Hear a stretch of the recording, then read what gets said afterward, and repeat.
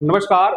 मैं Ashish Singh teachers academy में आप सभी सम्मानित साथियों का स्वागत करता हूं। साथ ही साथ उम्मीद करता हूं कि आप सभी लोग स्वस्थ होंगे और पढ़ाई लिखाई की शानदार प्रक्रिया भी जारी होगी। तो आइए सभी लोग तेजी के साथ जुड़ेंगे। यूपी टीजीटी पीजीटी एग्जाम 2026 के लिए ज्योग्राफी में हम लोग मैपिंग में सबसे पहला जो टॉपिक पढ़ेंगे उसे नॉर्थ अमेरिका के रूप में जानेंगे। तो आइए सभी लोग तेजी के साथ जुड़े। यह बैच संकल्प बैच के नाम से है। इस बैच से जुड़ने के लिए नंबर आपके सामने है 9628959237 अर्थात 9628959237। दूसरा नंबर है 8318489291। इन दोनों नंबरों में से किसी भी एक नंबर पर आप कॉल करके बहुत ही आसानी के साथ इसमें से जुड़ सकते हैं। हमारा जो बैच है, इस बैच में समान रूप से आपको क्या क्या चीजें प्राप्त होंगी। यूपी टीजीटी पीजीटी 2026 नए संकल्प बैच में कोर्स आपको पूरा मिलेगा। विषयवार आपको नोट्स मिलेंगे, 10 मॉडल पेपर और लाइव तथा रिकॉर्डेड क्लास की सुविधा भी होगी। भूगोल क्लास के अलावा भी आप देखेंगे हमारी संस्था में सभी विषय उपलब्ध हैं। तो जो साथी जिस विषय के हों, आप सभी लोग उस विषय से जुड़ करके अपनी तैयारी को सुनिश्चित करें। ठीक है, मैं देख रहा हूँ पिंटू जी आ चुके हैं, अपने मोहनलाल जी हैं, स्वागत है आप सभी लोगों का। और एक बार सभी लोग तेजी के साथ शेयर कर दीजिए जिससे हम लोग क्लास को फिर कंटिन्यू करें। ठीक है ना, चलिए भाई स्टार्ट करते हैं।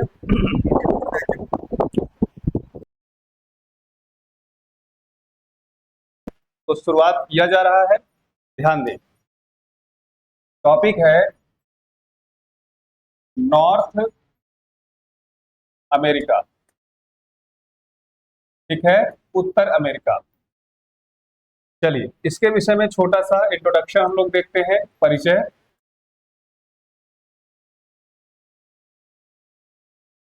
ठीक, चलिए ध्यान दीजिएगा सभी लोग। लिखेंगे North America. North America Pangaea के उत्तर या उत्तरी भाग लारेंसिया, उत्तरी भाग लारेंसिया या अंगारालैंड, अंगारालैंड का भाग है,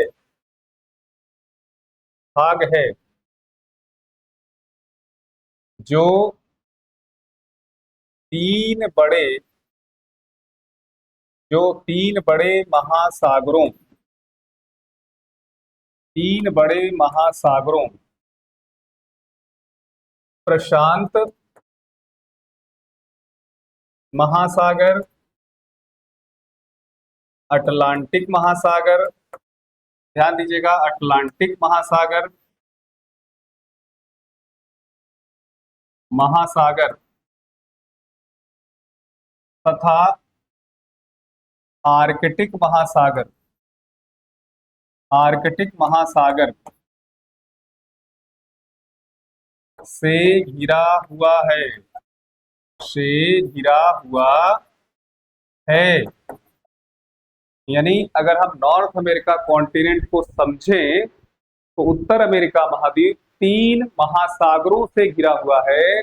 अभी इसका एक डायग्राम अगर हम ऐसे सुनिश्चित करें, ध्यान दीजिएगा नॉर्थ अमेरिका का कि कुछ इस प्रकार से डायग्राम, तो आप यहां से चीजों को समझ सकते हैं।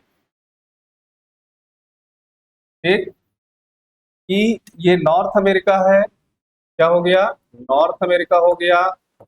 और नॉर्थ अमेरिका में मैंने बताया कि ये तीन बड़े महासागरों से घिरा है। तो नॉर्थ में आप देखेंगे आर्कटिक ओशन है, आर्कटिक ओशन, ठीक है, तो ये नॉर्थ साइड में है। इसी प्रकार से आप देखेंगे अटलांटिक ओशन है, अटलांटिक ओशन है, और अटलांटिक ओशन आपका ईस्ट साइड में है। ठीक है, इसी प्रकार से पैसिफिक ओशन है, पैसिफिक ओशन है, और यह पैसिफिक ओशन आपका वेस्ट साइड में है। तो हमने आपसे जो कहा, क्या कहा कि उत्तर अमेरिका महाद्वीप 3 बड़े महासागरों से घिरा हुआ है। ओके, आगे ध्यान दीजिएगा। यह महाद्वीप क्षेत्रफल क्षेत्रफल की दृष्टि से क्षेत्रफल की दृष्टिफल याद रखिए, क्षेत्रफल की दृष्टि से यह महाद्वीप क्षेत्रफल की दृष्टि से विश्व का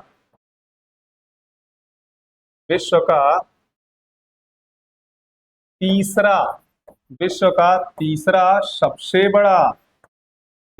सबसे बड़ा महाद्वीप तथा जनसंख्या की दृष्टि से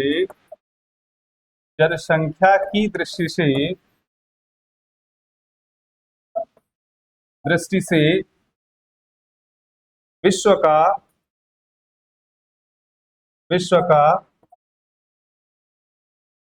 का चौथा, ध्यान दीजिएगा, विश्व का चौथा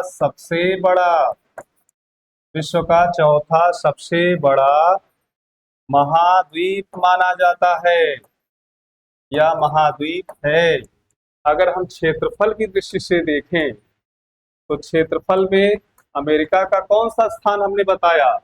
तीसरा। इसका मतलब ये है कि सबसे पहले नंबर पर एशिया है, फिर इसके बाद अफ्रीका है, और इसके बाद फिर नॉर्थ अमेरिका है। इसके बाद क्या है? नॉर्थ अमेरिका है।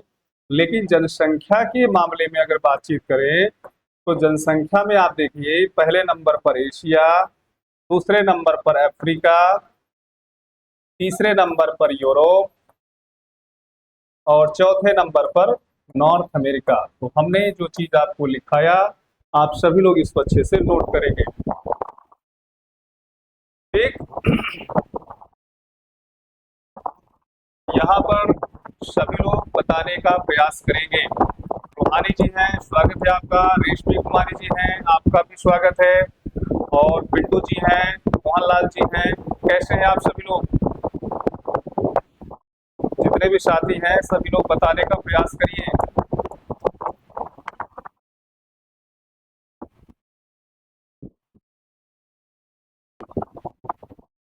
तेजी के साथ बताएं भाई।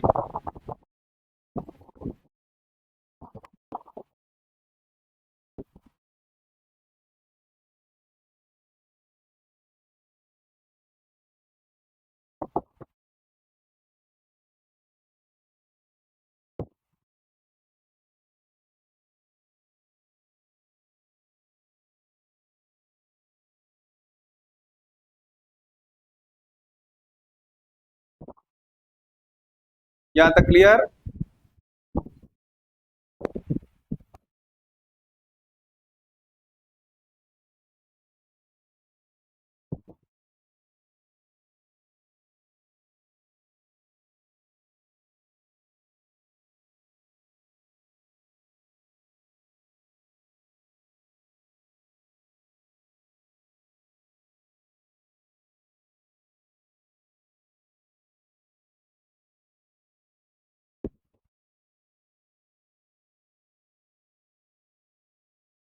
चलिए आगे बढ़ा जाए।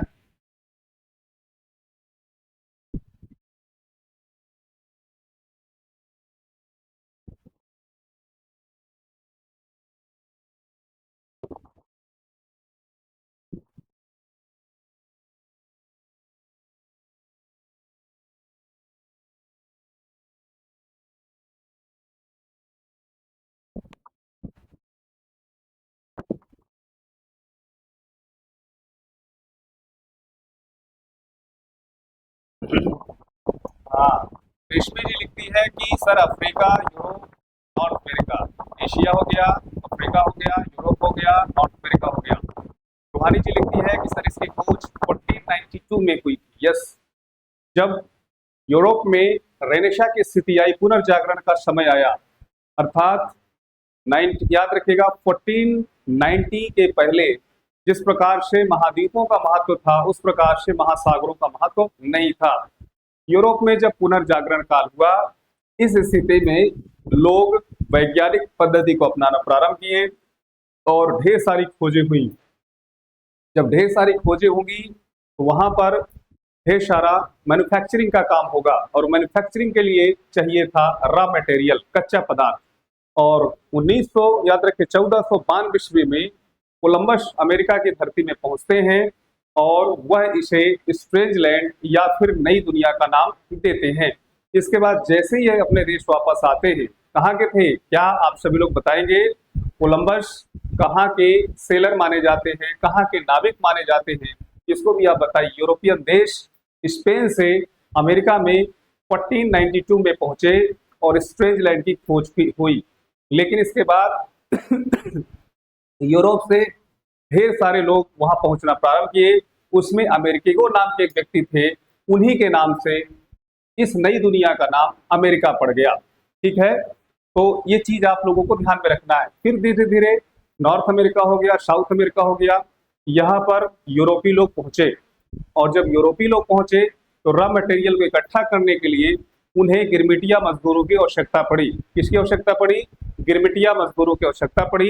एक एग्रीमेंट जो बेस्ड है ना, जो बेजर्स होते हैं उनकी आवश्यकता पड़ती है और वह बेजर्स बहुत आसानी के साथ अफ्रीका और एशिया से नॉर्थ अमेरिका में मंगाए गए और धीरे धीरे यहाँ पर यह काम प्रारंभ हो गया। लेकिन जब आप जानते हैं कि लोगों में पॉलिटिकल कॉन्शियस आया, राजनीतिक जागरूकता आई, तो वहाँ के लोगों ने आप एक विचारधारा बनी कि भाई आप हमारा प्रतिनिधित्व भी नहीं करते हो और ज्यादा से ज्यादा जो एसेट है उसको सर्कुलेट करके यूरोपीय देशों में ले जाते हो।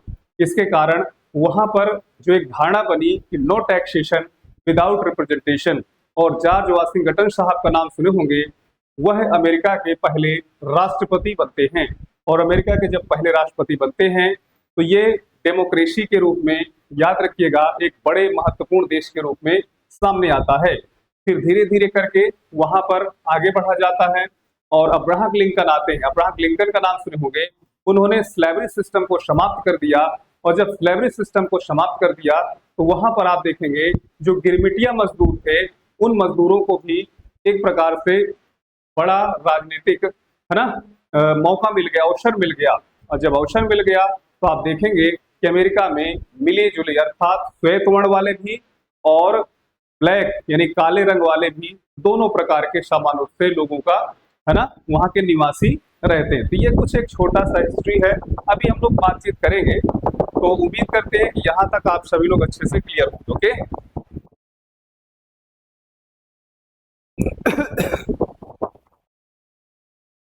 चलिए अब साथियों, अगर मैं आपसे ये जानना चाहूँ कि ये नॉर्थ अमेरिका किस हेमिस्फीयर में स्थित है। भाई एरिया के हिसाब से तो आप जान गए कि 3rd नंबर पे आ रहा है और पॉपुलेशन के हिसाब से आपने जाना 4th नंबर में आ रहा है। तो अगर हम इसका गोलार्ध देखें कि किस गोलार्ध में स्थित है, तो क्या साथियों बता सकते हो कि नॉर्थ अमेरिका किस गोलार्ध में स्थित है? यानी हेमिस्फीयर की अगर बातचीत करें तो क्या आप सभी लोग बताएंगे? तो आप सभी लोग ध्यान दीजिएगा, ये उत्तर पश्चिम गोलार्ध में स्थित है। कहां पर स्थित है? उत्तर पश्चिम गोलार्ध में स्थित है, यानी नॉर्थ वेस्ट हेमिस्फीयर में स्थित है। नॉर्थ वेस्ट हेमिस्फीयर में स्थित है, ये चीज आप सभी लोगों को ध्यान में रखना। ओके, चलिए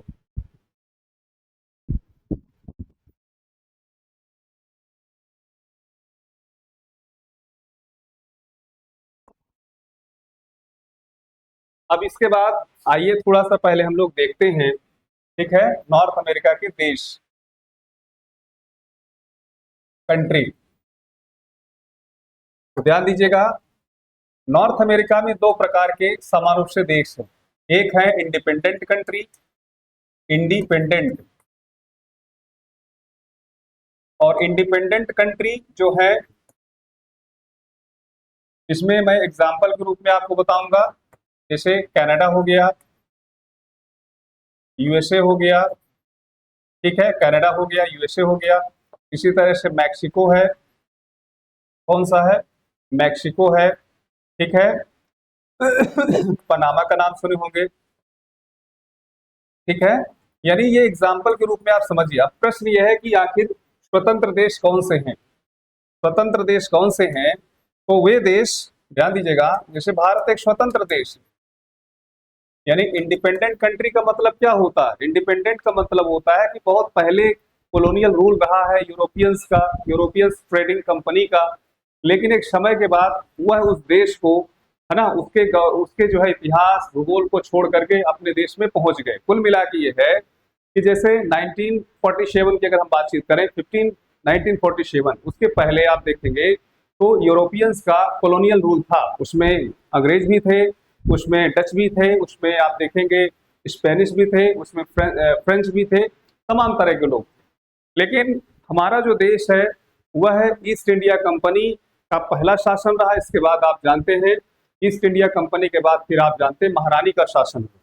तो 15 अगस्त 1947 को जब हम आजाद हुए तो हमारा संविधान लिखा गया, और हमारे संविधान में अपने देश में जो निर्णय लेने की क्षमता है, एक सोवरेनिटी है जिसे कहते हैं संप्रभुता है, वो हमारी खुद की है। अब इसमें कोई अड़ंगा नहीं लगा सकता, ये चीज है। ठीक है। तो यहाँ पर भी आप देखेंगे कि जो कनाडा है, यूएसए है, मैक्सिको है, पनामा है, या फिर और भी देश है जैसे ग्वाटेमाला, बेलीज हो गया, क्यूबा हो गया, ये तभी सभी देश क्या है? Independent country.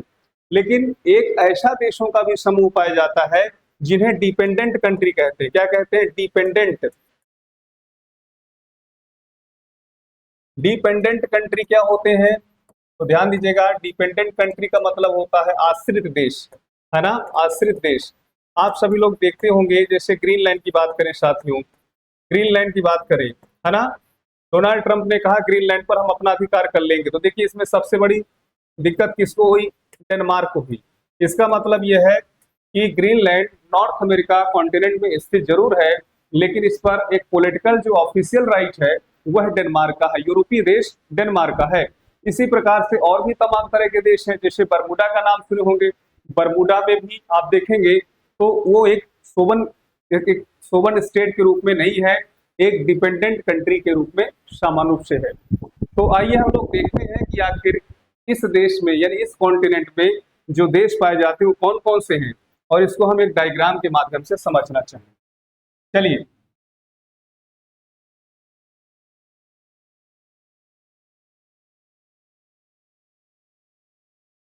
डायग्राम के माध्यम से साथियों यहाँ पर समझने का प्रयास करें। ओके, देखिए, ये इधर आर्कटिक ओशन हो गया, इधर ये क्या हो गया? नॉर्थ अटलांटिक ओशन हो गया, और ये क्या हो गया?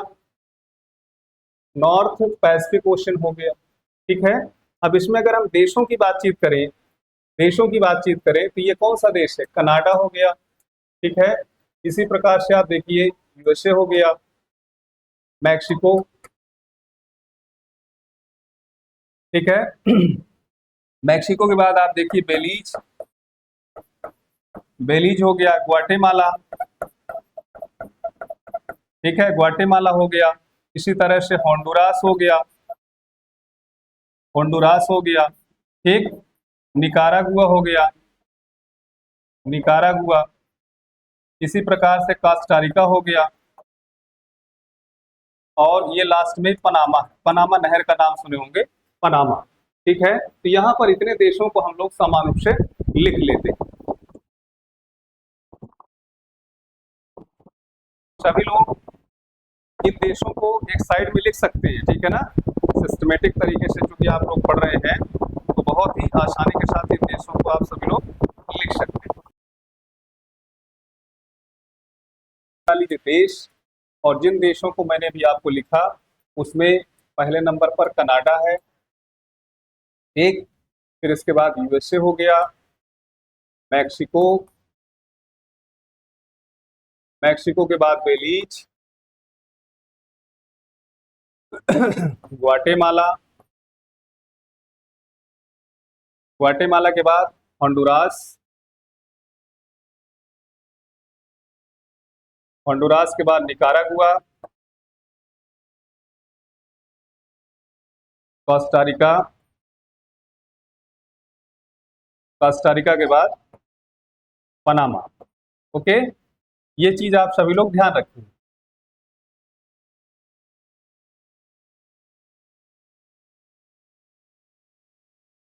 ठीक। फिर इसके बाद देखिए इधर की तरफ आते हैं, इधर की तरफ आते हैं तो यहाँ पर आपको जो देश मिलेगा उसका नाम है साथियों ग्रीनलैंड।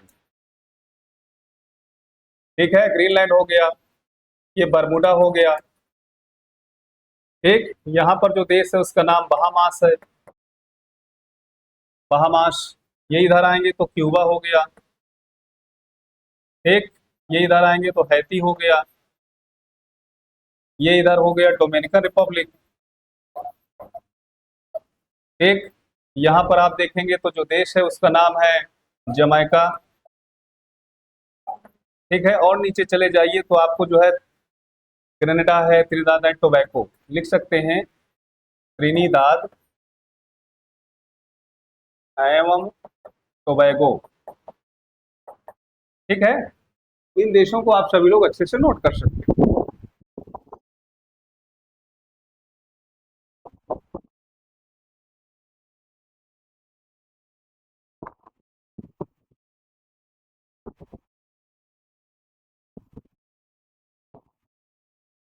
चलिए, अभी सब हम लोग एक एक करके शुरुआत करेंगे, भी बहुत कॉमन सा इंट्रोडक्शन सामान्य रूप से चल रहा। अब जो ये नॉर्थ अमेरिका है, इसमें जो देश है, याद रखिएगा नॉर्थ अमेरिका के जो देश हैं, तो इसको राजनैतिक रूप से अगर बांटा जाए, राजनैतिक रूप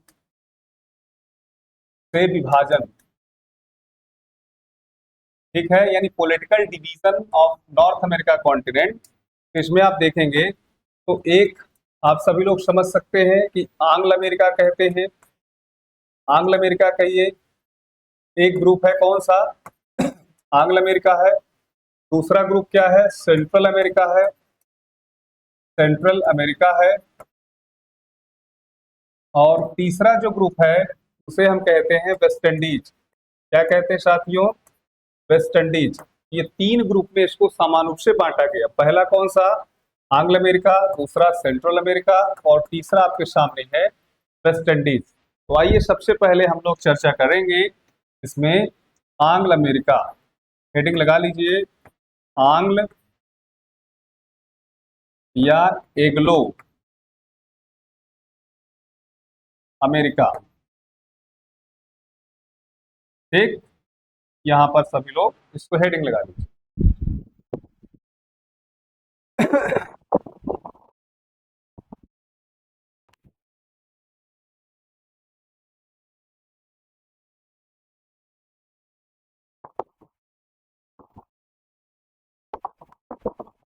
पिट्टू जी कह रहे हैं क्या हम भारतीय लोग स्वतंत्र हैं। पिट्टू जी, आपसे जो है जबरन काम कौन करवा सकता है? आप सभी लोग जानते हैं कि हमारे देश का संविधान है और उसमें फंडामेंटल राइट्स मिले हुए हैं। फंडामेंटल राइट्स को ह्यूमन राइट्स भी कहा जाता है। हमारे सत्या सर आपको पढ़ाते हैं बहुत अच्छे से ना, तो उसमें एक शब्द है कि कोई भी व्यक्ति किसी भी व्यक्ति से बलपूर्वक श्रम नहीं ले सकता। तो क्या ऐसा कुछ है क्या? और अगर आपके जीवन में ऐसा है कि कोई व्यक्ति आपके मन के खिलाफ जा करके जबरन आपसे कोई कार्य करवा रहा है ना, तो इसका मतलब ये है, जबरन का मतलब उसमें भी कुछ ना कुछ क्राइटेरिया है। ये नहीं कि मान लो फौज में पहुंच गए हैं, अब कह दो हम काम नहीं करें, ऐसी बात नहीं। ठीक है, और अगर कोई करवा रहा है ऐसा कार्य, इसका मतलब तब तो भी हम मान सकते हैं आपकी बात को। ठीक है, तो ऐसी कोई बात नहीं। एक अनुशासन में रहना, अनुशासन में रहना तानाशाही नहीं होती है। चीज याद रखिए, जैसे हम लोग भी रहे घर में, अब घर के जो है कुछ लोग बोलते हैं, कितने भी बड़े हो गए, कि ये काम ना करिए, यहाँ इन लोगों से दूरी बना के रखिए, ये काम ठीक नहीं है। तो अब मान लीजिए मना कर रहे हैं, अनुशासन में रहने के लिए कह रहे हैं, तो क्या वो तानाशाही है? नहीं। हमारे देश में स्वतंत्रता है, स्वच्छंदता थोड़ी ना है ना। जैसे आप किसी चीज का विरोध भी करना है तो विरोध करिए। अब विरोध करने का मतलब थोड़ी ना है कि हम जो है यूरोपियन कल्चर मॉडल को अपना लें, है ना। उम्मीद है कि आप चीजों को समझ रहे होंगे। अब थोड़ा सा यहाँ पर अब सभी लोग ध्यान दीजिए ना, कंसंट्रेट करें अपने आप को, ये इधर उधर की बातों से थोड़ा सा अपने आप को कंसंट्रेट करें, मैं उम्मीद करूंगा। ठीक, तो एग्लो अमेरिका के विषय में मैंने आपसे पूछा कि आखिर ये क्या होता है, तो ध्यान दीजिएगा। कनाडा, यूएसए, ध्यान दीजिए, कनाडा, यूएसए तथा ग्रीनलैंड कनाडा, यूएसए तथा ग्रीनलैंड देशों में आंग्ल भाषी, कौन से भाषी? आंग्ल भाषी लोगों की अधिकता होने के कारण इसे एंग्लो अमेरिका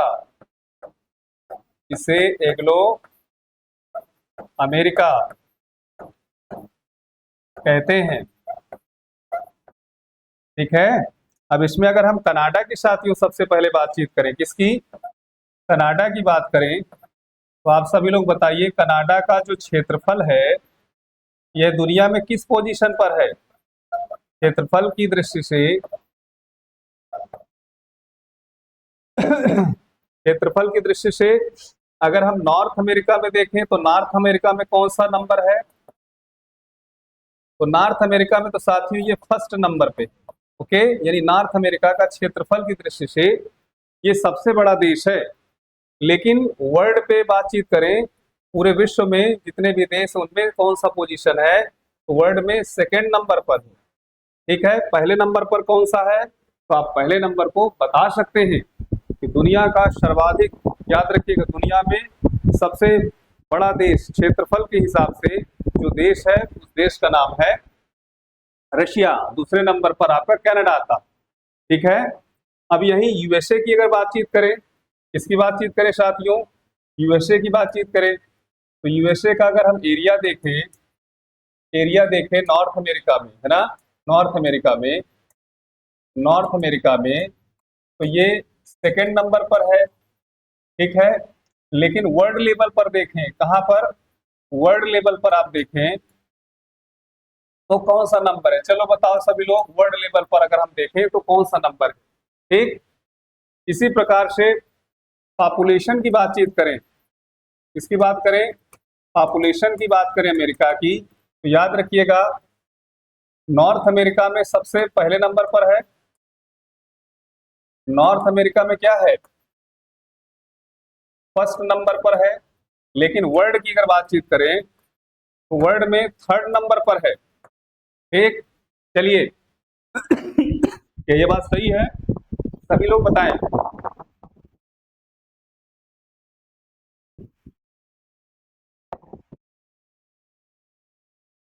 ठीक। पिंटू जी, अपनी बात आपने कहा कि सर हम लोग पूर्ण रूप से स्वतंत्र नहीं है क्योंकि भारत के बाजार में कब्जा कर रही है। तो जाहिर सी बात है कि हर व्यक्ति को आगे बढ़ने का मौका है ना? हर व्यक्ति को आगे बढ़ने का मौका है, नहीं मौका है? आप ही बताइए। तो आपने अपने जीवन को आगे बढ़ाने का जो चुनाव किया है वह एक शिक्षक के रूप में किया है कि अगर हम शिक्षक बन जाए तो फिर हम आगे बढ़े। अगर आप एक बिजनेसमैन बनते तो जाहिर सी बात है आपको भी ये मौका मिलता, उसमें भी आपको एक्सेस चीजें भी मिल सकती थी और एक प्रकार से आप देख सकते हैं कि उसमें घाटा भी हो सकता था, है ना? तो वो चलो ठीक है, वो एक अलग मैटर है। यहाँ पर हमारी बातों को गौर नहीं कर रहे हो कि हम जो पूछ रहे हैं आप लोगों से, इतने सवाल हमने आपसे पूछे, तो यहाँ पर कौन सा होगा बताइए? अमेरिका क्षेत्रफल की दृष्टि से दुनिया के किस देश के बाद आता है? पहले नंबर पे रशिया हो गया, दूसरे नंबर पे कनाडा हो गया, तीसरे नंबर पे कौन सा देश आएगा भाई? और चौथे नंबर पे कौन सा आएगा? भारत तो 7वें नंबर पर है, आप सभी लोग जानते हैं। जनसंख्या के मामले में चौथे स्थान पर है, रूहानी जी कह रही है। जनसंख्या के मामले में चौथे स्थान पर है। तीसरा कौन सा है रूहानी जी? अगर हम जनसंख्या के मामले में तीसरा स्थान आपसे पूछे तो किस देश का आता है भाई? पहले नंबर पर तो मान लीजिए थोड़ी देर के लिए अभी हमारे पास आंकड़ा नहीं आया तो चीन को मान ले, दूसरे नंबर पर हम हो गए, तीसरे नंबर पे कौन देश आएगा? क्षेत्रफल में तीसरा है। चलिए रूहानी जी ने कहा क्षेत्रफल में तीसरा है। जनसंख्या की दृष्टि से पहले नंबर भारत, मान लो चलो पहले नंबर भारत हो गया, दूसरे नंबर पे चीन हो गया, तीसरे नंबर पे अमेरिका हो गया, तो फिर रूहानी जी आप तो गलत हो गए, इसको सही करिए। ठीक है, उम्मीद करते हैं कि आप सभी लोग इसको सही करें। अब चलिए इसी में अगला क्वेश्चन है, अगर प्रश्न ये आ जाए कि यूएसए और कनाडा के बीच में, ध्यान दीजिएगा प्रश्न आता भी है, यूएसए और कनाडा को राजनैतिक रूप से, याद रखिएगा राजनैतिक रूप से कौन सी अंतरराष्ट्रीय सीमा अलग करती है, कौन सी अंतरराष्ट्रीय सीमा अलग करती है? इसका जवाब क्या होगा? अलग करती है। इसका जवाब बताइए, अलग करती है। सभी लोग बताइए इसका जवाब क्या होगा। तो मैं उम्मीद करता हूं कि आप सभी लोग बताएंगे 49 डिग्री नॉर्थ लैटिट्यूड। क्यों भाई? 49 डिग्री नॉर्थ लैटिट्यूड सही है। पॉपुलेशन में नंबर पर नाइजर है। क्या बात है प्रमोद साहब, तो अलग ही कुछ मामला चल रहा है। क्या नाइजर की जनसंख्या 35-40 करोड़ है? हाँ? नाइजर की जनसंख्या 35-40 करोड़ है। ये तो मैं पहली बार सुन रहा हूँ। नाइजर का तो बेचारे का एक से लेकर के अगर 10 नंबर तक देश भी याद कर डालो तो 10वें नंबर तक नहीं याद, इसलिए नाइजर को मत रखो, ठीक है? नाइजर नहीं होगा, अमेरिका ही होगा, अमेरिका ही होगा। ओके, टेंशन न लीजिए, अमेरिका ही होगा। आगे ध्यान दीजिएगा। अब इसमें एक देश और है, देखिए ग्रीनलैंड की बात करते हैं। ग्रीनलैंड, ओके, ध्यान दीजिएगा। अच्छा ये बताइए पिंटू जी, हमको ये बताइए, ग्रीनलैंड देखने में सफेद है लेकिन इसका नाम ग्रीनलैंड क्यों है? इसका नाम व्हाइट लैंड होना चाहिए, क्यों भाई?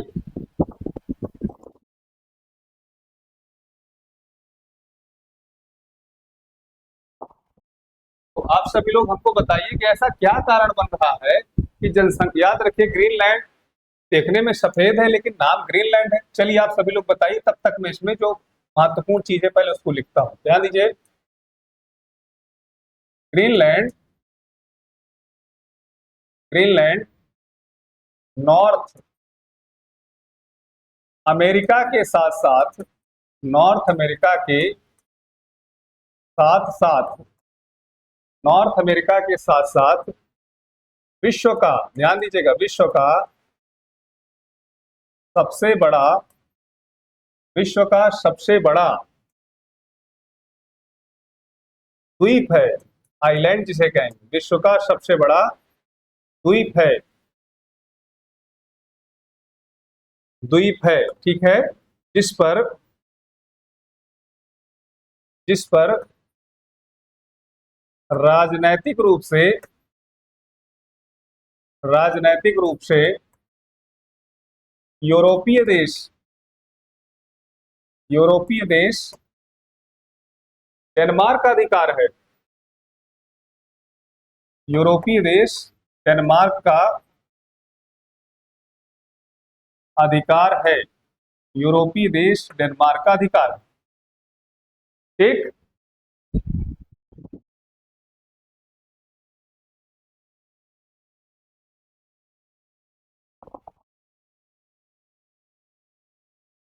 ठीक, हमारे इतने ढेर सारे लोग देख रहे हैं लेकिन हमने आप तक ग्रीनलैंड देखने में सफेद है लेकिन ग्रीनलैंड क्यों कहा जाता है? तो इसका जवाब आप सभी लोग सुन लीजिए, किसी ने जवाब इसका नहीं दिया। ध्यान दीजिएगा, पहली बात तो यह है कि जो ग्रीनलैंड है, ग्रीनलैंड,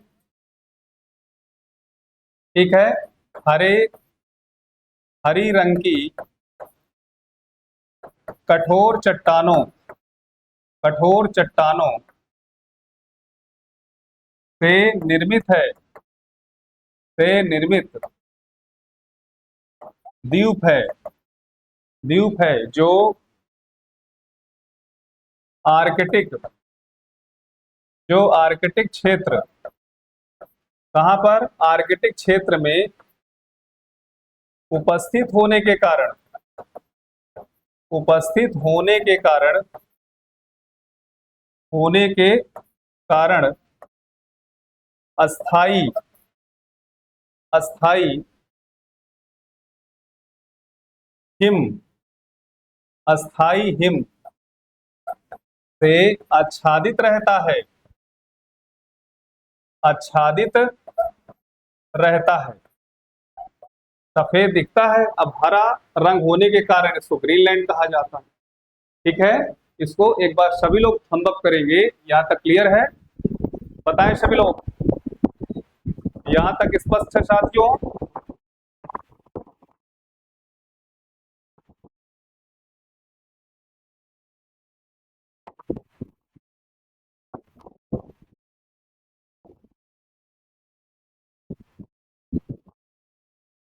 चलिए, तो आप लोगों ने देखा कि हमने बताया नॉर्थ अमेरिका को 3 बड़े राजनीतिक समूह में बांटे, एग्लो अमेरिका, सेंट्रल अमेरिका और वेस्ट इंडीज, जिसमें हमने एग्लो अमेरिका के विषय में ये चर्चा की एक एक करके, और ये रहा डेनमार्क के विषय में। ठीक है, उम्मीद करते हैं कि आप सभी लोग अच्छे तरीके से इसको समझ गए होंगे। अब यहाँ से देखिए, एक प्रश्न आपके सामने है, बताइए हाल ही में किस देश के राष्ट्रपति द्वारा, किस देश के राष्ट्रपति के द्वारा, ध्यान दीजिएगा, द्वारा ग्रीनलैंड ग्रीनलैंड ग्रीनलैंड में अधिकार की इच्छा जाहिर की है, अधिकार की इच्छा जाहिर की है। उसका कहना है कि काश अगर ये हमारे पास हो तो बहुत बढ़िया ना, जाहिर की है। तो आप तो सभी लोग जान ही रहे हैं कि आजकल छोटे से छोटे बच्चे से भी पूछिए कि कौन से दुनिया का ऐसा राष्ट्रपति है जो दुनिया के लगभग कई देशों में अपनी इच्छा को थोपने का प्रयास करता है, और नहीं वो जो है यस बोलता है तो उसके ऊपर लड़ाई ही कर देता है।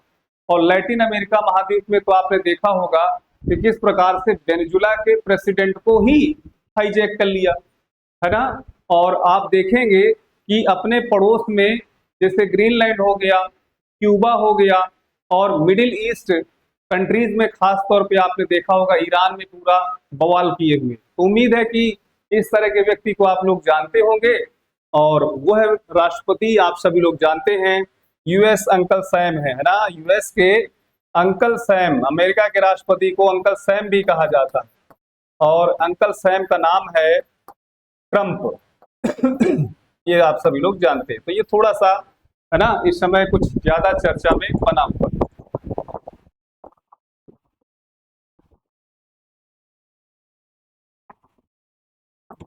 क्लियर है? तो ये जो राष्ट्रपति है ना, अब कहना नहीं चाहिए, मतलब इसने दिखा दिया इतना, तो हिटलर भी है ना, जितने अपने जमाने में जो है हिटलर भी इसी तरह का था। सोचिए, बच्चे बच्चे के जुबान में नाम था, है ना। हिटलर को कहा गया कि भाई तुम्हारा कुछ नाम नहीं हो सकता क्योंकि तुम्हारे जो है भाग रेखा ही नहीं पाई जाती, तो लेके चाकू ऐसे ऐसे कर लिया और कहा बताओ। तो जिसने जो है सोचिए उसकी भाग रेखाओं को देख करके कहा तुम कुछ नहीं कर सकते हो, लास्ट में सोचिए उसे कहना पड़ा तुम्हारा नाम बच्चों बच्चों के मुंह में होगा। अब यही ट्रंप है ना, आंखें टेढ़ी करके और मुंह इधर करके सोचिए बोलना, और बहुत हल्के में बोल देना कि बहुत जल्दी जो है ईरान में हम अटैक करेंगे अटैक करेंगे अटैक करेंगे। तो अब सोचिए, ये अंकल सैम है, अमेरिका का नाम है ट्रंप, जिसने अपनी पूरी फजीहत करवा ली अमेरिका के राष्ट्रपतियों में। आपने देखा होगा जॉर्ज वाशिंगटन साहब रहे, इसी तरह से अब्राहम लिंकन साहब रहे, जॉन एफ कैनेडी साहब रहे, रूजवेल्ट साहब रहे, और आपने नाम सुना होगा जॉर्ज डब्ल्यू बुश का भी नाम सुना होगा, और बराक ओबामा का नाम सुने होंगे। ये कुछ अच्छे राष्ट्रपति के रूप में रहे, लेकिन ये तो सोचिए कि बहुत खतरनाक निकले, इतने खतरनाक कि हम क्या बताएं। सोचिए कि गरीब से गरीब व्यक्ति भी जो है इनको जानने लगा और उनके जीवन में असर भी कर दिया। सोचो, है ना, मानते हो कि नहीं मानते हो? तो इस समय मान लीजिए कि ये चीज हम अगर लिख दिए हैं, ये तो सबको आ ही रहा। अगर मान लीजिए एग्जाम में आ भी जाए तो आप सभी लोग कर सकते हो कि नहीं? सभी लोग बताएं।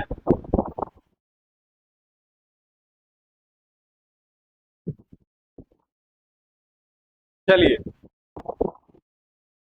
नहीं रूहानी बेटा, डोनाल्ड ट्रंप के पास भाई वो टकलू थोड़ी ना है, उसके पास तो हेयर है, देखने उतने बड़ा मोटा तगड़ा लगता है, लेकिन अब क्या बताएं भाई। चलिए आगे बढ़े। उम्मीद करते हैं कि आप सभी लोगों को यहाँ तक बातें अच्छे से समझ में आई। अब इसके बाद देखिए हम लोग आगे बढ़ते हैं। दूसरा जो राजनीतिक ग्रुप है जिसे हम लैटिन अमेरिका कहते हैं, क्या कहते हैं साथियों? लैटिन अमेरिका कहते हैं, लैटिन अमेरिका। तो ध्यान दीजिए, लैटिन अमेरिका, इसके विषय में थोड़ा सा आपको समझना। यदि आप रोमन स्क्रिप्ट, याद रखिए रोमन स्क्रिप्ट है, इसमें से जो भाषा निकली उसे अंग्रेजी कहते हैं। क्या कहते हैं साथियों? अंग्रेजी कहते हैं। इसी तरह से यूनानी, यूनानी जो स्क्रिप्ट है, ग्रीक जो लिपि है, उसमें से आप सभी लोग जानते हैं मैसेडोनियन है, यूक्रेनियन है ना, इटालियन है, तमाम तरह की लैंग्वेजेस समान रूप से निकली। लेकिन है ना, लेकिन एक है लैटिन। क्या है? लैटिन। तो लैटिन जो स्क्रिप्ट है इसमें से पुर्तगीज है, स्पेनिश है, फ्रेंच है ना, स्विस है, इस प्रकार की लैंग्वेजेस समान रूप से निकली।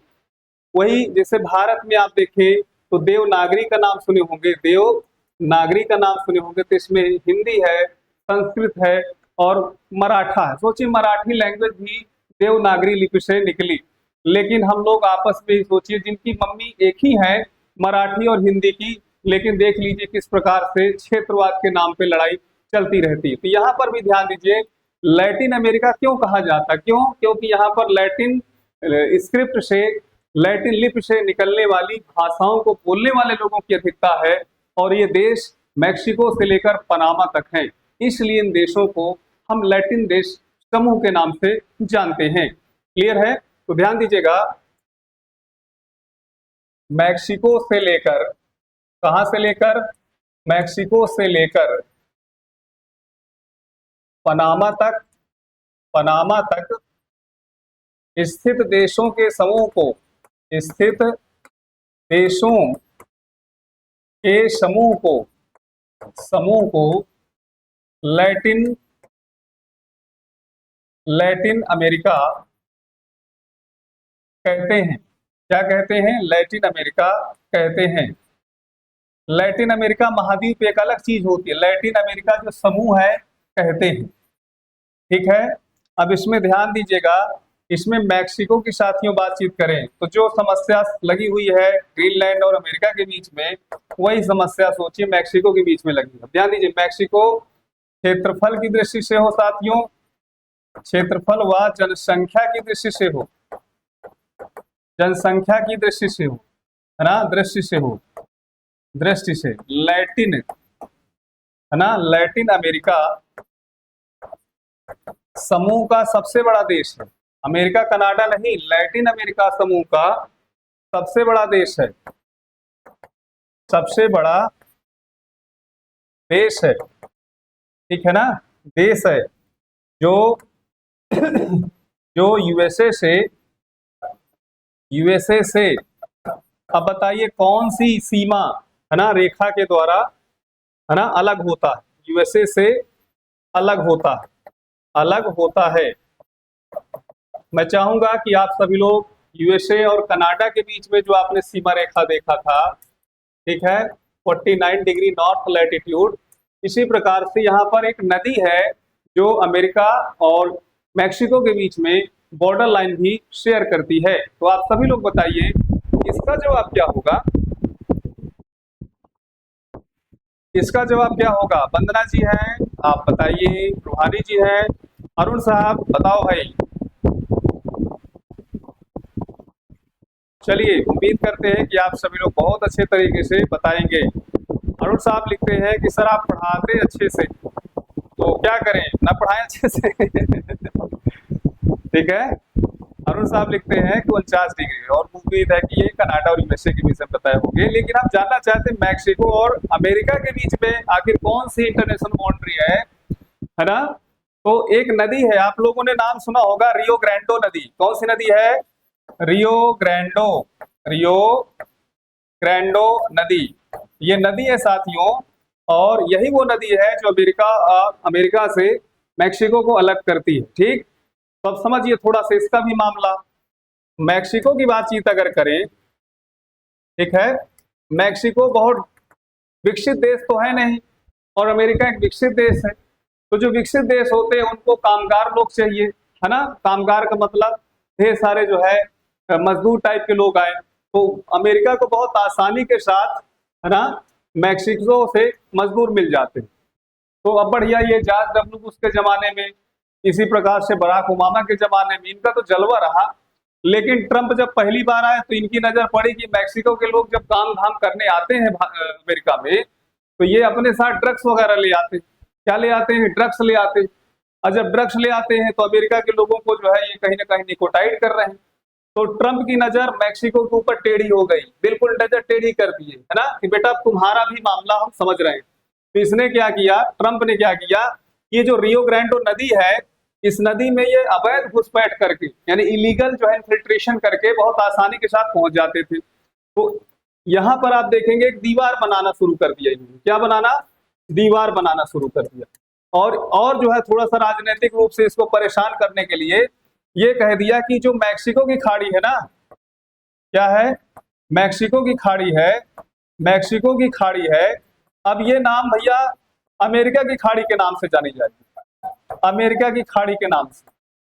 तो ये समस्या यहाँ पर भी चल रही है। ऐसा नहीं है कि सिर्फ भारत और पाकिस्तान और भारत और चाइना के बीच में ही पॉलिटिकल डिस्प्यूट चलता रहता है। दुनिया भर में तमाम ऐसे देश हैं जिनके बीच में वो अपनी बाउंड्री को लेकर के सहमत नहीं। एक बार सभी लोग थंब अप करेंगे। यहां तक बातें क्लियर हो गई? यहां तक बातें क्लियर हो गई कि नहीं? सभी लोग बताएं।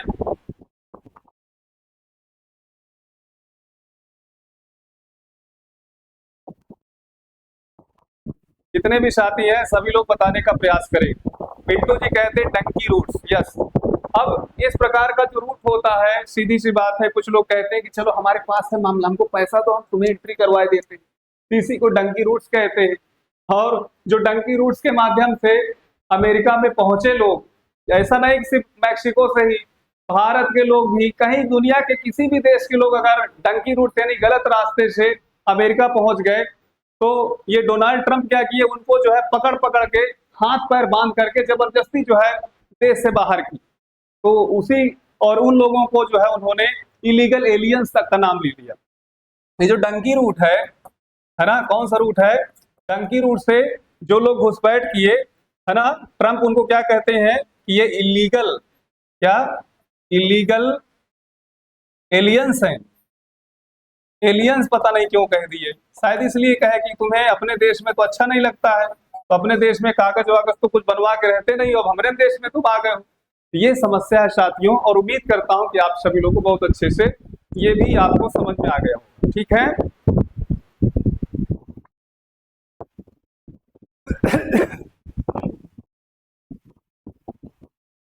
आगे बढ़े? यहां तक समझ में आ गया सबको? चलिए आगे बढ़ रहे हैं। अब इसके बाद ध्यान दीजिए साथियों, आगे हम बात करेंगे वेस्ट इंडीज के विषय में। अब यहाँ वेस्ट इंडीज, ध्यान दीजिएगा, ट्रंप की नजर वेस्ट इंडीज द्वीप समूह में भी एक है। वेस्ट इंडीज द्वीप समूह का नाम सुने होंगे।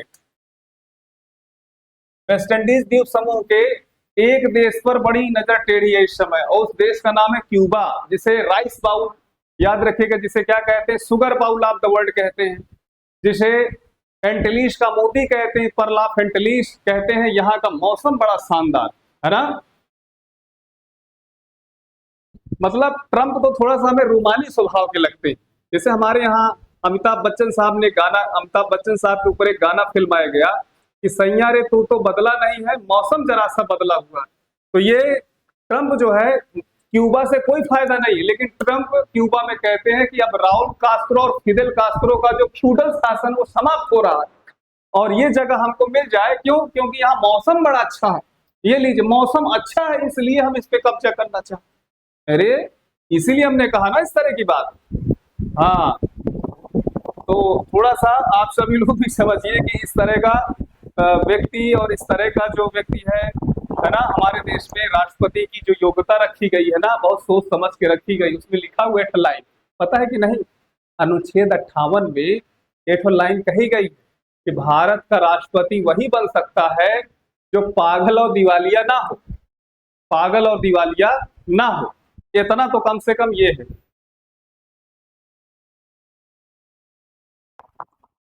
तो उम्मीद है कि आप सभी लोग बहुत अच्छे तरीके से समझे होंगे। तो ध्यान दीजिएगा, वेस्ट इंडीज क्या है। पहली बात तो यह है कि वेस्ट इंडीज कोई देश नहीं है।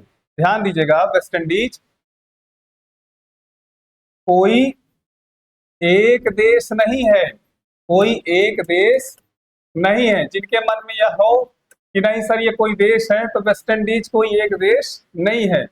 याद रखिएगा, ये कई देशों का समूह है, कई देशों का समूह है। जैसे मान लीजिए साथियों कि हम भारत के, हिंदुस्तान के हैं, और हिंदुस्तान तो अपनी शोभा दुनिया भर में बढ़ाते ही रहते हैं, मानते हो कि नहीं। हिंदुस्तानी कहीं भी पहुंचे बढ़िया है। सोचिए उन पाकिस्तानियों का, जापान में ये लोग रहते हैं, अगर जाते हैं तो जापान के लोग पूछते हैं विच कंट्री, तो ये लोग अपने देश का नाम थोड़ी ना लेते हैं, नाम ले लेंगे, भगाए देंगे तो भागो यहाँ से, आ गए पाकिस्तान से, कटोरा वाले देश से। ठीक, तो जानते हो क्या नाम बताते हैं? इंडियन सब कॉन्टिनेंट बताते हैं। ये चाहे बांग्लादेश वाले हों, ये चाहे म्यांमार वाले हों, ये पाकिस्तान हो, ये जितने भी देश हैं, अगर यहाँ के नागरिक सोचिए दुनिया भर में कहीं काम धाम कर रहे हैं तो अपने देश का नाम नहीं लेंगे। अब फिर मान लीजिए कोई कागज देखेगा ही तो उसमें तो लिखा ही रहेगा इंडियन सब कॉन्टिनेंट बोलते हैं, जिससे कम से कम भारत के साथ नाम जुड़ा रहे। तो वहां पर भी ध्यान दीजिएगा कि दुनिया में बहुत से ऐसे ग्रुप हैं जैसे इंडियन सब कॉन्टिनेंट। तो इंडियन सब कॉन्टिनेंट में जरूरी नहीं है कि इंडिया ही हो, और भी ढेर सारे देश हैं। इसी तरह से गल्फ कंट्री में ऐसा नहीं कि एक ही देश है, कई देश हैं। इसी तरह मिडिल ईस्ट का नाम सुने होंगे, उसमें भी कई देश हैं।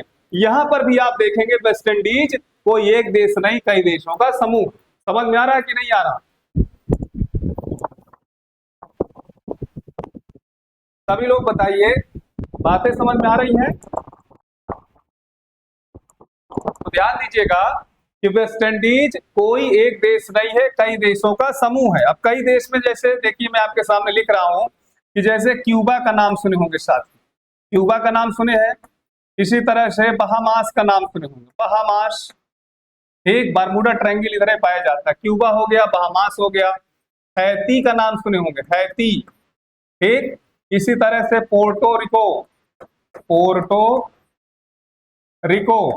आपने प्यूर्टो रिको का नाम सुना होगा। डोमिनिकन रिपब्लिक का नाम सुने होंगे, डोमिनिकन रिपब्लिक। ठीक है, ग्रेनेडा है, क्या है साथियों? ग्रेनेडा है। बाराबूडा का नाम सुने होंगे, बाराबूडा। ठीक, बाराबूडा एंड ग्रेनेडाइंस, बाराबूडा। इसी प्रकार से सेंट विसेंट है। ठीक है, इसी प्रकार से सेंट लूसिया का नाम सुने होंगे, सेंट लूसिया। ठीक है, और इसी प्रकार से आपने त्रिनिदाद एंड टोबैगो का नाम सुना होगा, त्रिनिदाद एंड टोबैगो। ठीक है, ये जो देश हैं, इन्हीं देशों को तो वेस्ट इंडीज कहा जाता है। अब वेस्ट इंडीज कहा क्यों जाता है? क्योंकि अटलांटिक महासागर के ये पश्चिम में है और नॉर्थ अमेरिका के इंड में है, यानी साउथ में है, इसलिए इनको वेस्ट इंडीज कहा जाता है। ठीक है, तो ध्यान दीजिएगा, अटलांटिक ओशन के पश्चिमी, ठीक है, तथा नॉर्थ अमेरिका के दक्षिणी एंटलीस द्वीप समूह। ध्यान दीजिएगा, एक नाम तो देखिए मिल गया, एंटलीस द्वीप समूह या कैरेबियाई देश समूह, कैरेबियाई या कैरेबियन द्वीप समूह कहते हैं। तो भैया चाहे वेस्ट इंडीज कह लीजिए, चाहे एंटलीस द्वीप समूह कह लीजिए, चाहे कैरेबियन द्वीप समूह कह लीजिए।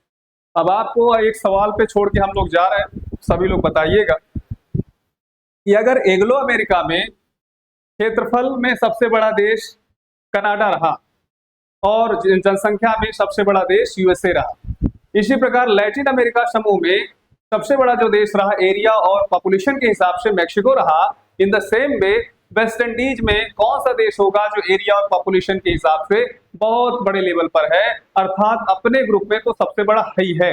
और उसके लिए मैं एक छोटा सा आपके सामने क्लू दे रहा हूं, उसे sugar bowl of the world कहते हैं और परलाफ एंटलिस के नाम से भी जानते हैं। तो अपना ख्याल रखिए, पढ़ते लिखते रहें। और मैं फिर से कह रहा हूं साथियों कि टीजीटी पीजीटी 2026 के लिए आप सभी लोग अच्छे से जुड़ने का प्रयास करिए। ठीक है, बहुत अच्छे से पूरी गंभीरता के साथ आपकी क्लास चलेंगी, संचालित होंगी। और आपको क्या लगता है कि जब फॉर्म आ जाएगा, फॉर्म अप्लाई कर लेंगे और रिजल्ट की डेट जल्दी से आयोग के द्वारा बता दी जाएगी कि अब 3 महीने बाद एग्जाम होने वाला है, फिर वक्त नहीं रहेगा और इसके बाद फिर आप कहेंगे जल्दी करो जल्दी करो जल्दी करो, तब तो फिर मामला गड़बड़ हो जाएगा।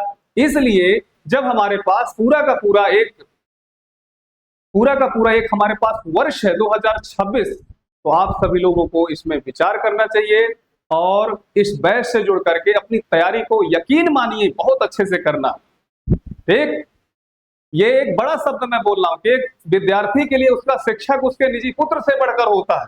शायद मेरा बच्चा होता सही तो सोचिए मैं उसको ना पढ़ा पाता उतना अच्छे से। एक डॉक्टर अपने बच्चे को इंजेक्शन नहीं लगा सकता, एक शिक्षक हो सकता है कि अपने बच्चे को ना पढ़ा पाए, लेकिन आप लोगों को बहुत अच्छे से पढ़ाया जाएगा। तो इस महत्वपूर्ण ध्येय वाक्य के साथ आप सभी लोग इस बैच से जुड़ें, यकीन रखें, हम पे यकीन। चलो ठीक है, एक अलग बात है, सबसे बड़ी बात है कि संस्था सोचिए इतने समय से, इतने लंबे समय या वर्षों से चल रही है और आप देखेंगे कि इसमें बहुत से विद्यार्थी अपनी शिक्षा को प्राप्त करके और एक तरह से शिक्षक के रूप में कार्य कर रहे हैं। ठीक है, इसके बाद 3 बजे से तुरंत आपका क्लास लगने वाला। प्रैक्टिस में सभी लोगों को रहना अनिवार्य है, ध्यान दीजिएगा। All of the student should be mandatory for 3 PM। अब उसमें वंदना जी हो, रूहानी जी हो, पिट्टू जी है, अरुण साहब है ना, अब सोचिए मोहनलाल जी हैं और भी रेशमी जी हैं। देखिए कितना, देखिए मैं बिना सोचे नाम ले रहा हूं, क्यों?